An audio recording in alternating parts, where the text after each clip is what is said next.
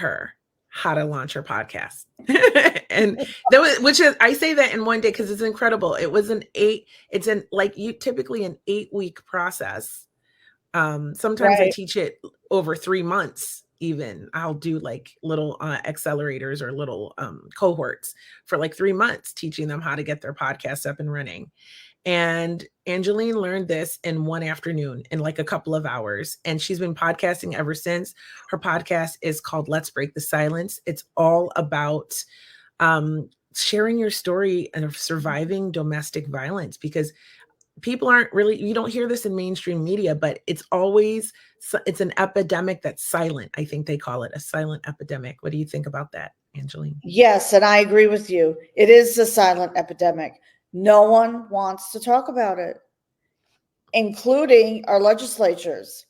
Mm-hmm. They want to shove it under the carpet. And and by the way, I want to thank you for giving me that crash course on starting a podcast, because I launched my podcast and you were my guest, and I'm going to bring you back as a guest on mine. But yes, thank you. Yes, it's an epidemic. People do not want to talk about it. And